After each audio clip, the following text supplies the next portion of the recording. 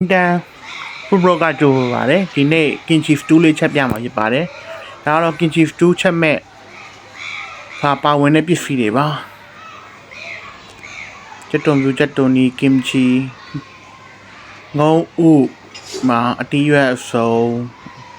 ချက်တဲ့ခါကျတစ်ခုချင်းပြီးကျွန်တော်ထည့်တဲ့ခါကျပြောပြပါမယ်ဒါကတော့ဝက်နံရိုးပြုတ်ထားတာပါနံရိုးပြုတ်ရည်ပေါ့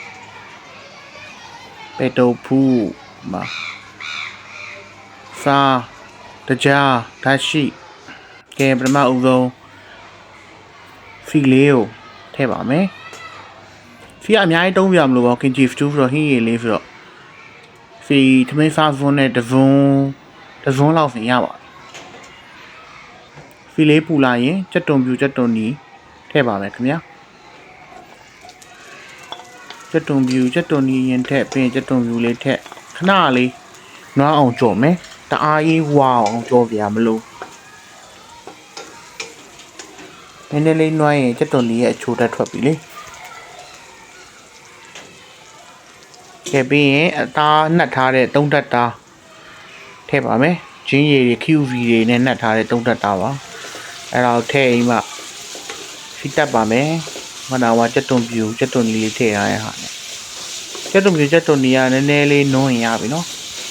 တအားကြီးဝါပြမလို့ဒါကတော့အိမ်မှာ homemade ကြိတ်ထားတဲ့မြုပ်တီးပွားကြောက်ကိုရေစိမ်ပြီးကြိတ်ထားတဲ့အနစ်လေးပါအိမ်မှာလှုပ်ထားတဲ့ဟာပါပြီးရင်ဒါကတော့ရွှေတမင်ပန်းကပ်ပြီပါကျွန်တော်ကတော့ကိုရီးယား kimchi တက်ဒီရွှေတမင်ပန်းကပ်ကိုရီးယားပန်းကပ်ပြီတက်ဒီရွှေတမင်ပန်းကပ်ပြီကိုပိုတုံးတာကြိုက်အလေးရတာလဲပိုမှနည်းနည်းလေးလေးပင်ပင်ကြီးတော့ကိုရီးယားပန်းကပ်ပြီကြောင့်နည်းနည်းလေးပေါ့လို့ရွှေတမင်ပန်းကပ်ပြီလည်းရောင်းပါတယ်ကျွန်တော်ရှိဒါတော့မြုပ်တီမုံလေးပါအယောင်လေးနည်းနည်းလောက်အောင်ပါမထည့်ရင်လည်းရပါတယ်ဒါကတော့ kimchi ပါအိမ်မှာလုပ်ထားတဲ့ homemade kimchi ပါရောင်းလဲရောင်းပါတယ်တပူးအဲ့ပကံလုံးအပြည့်ပါပါတယ်ပကံလုံးအပြည့်ပေါ့နော်အတိုင်းအစားပမာဏ4000ဘူးဖင်1000 gram လောက်ပါပါတယ်တပူး12000ပါ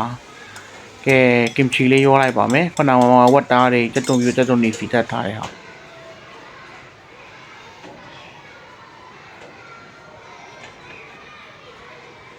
ဒါတော့ပဲငံပြရည်ပါပဲငံပြရည်က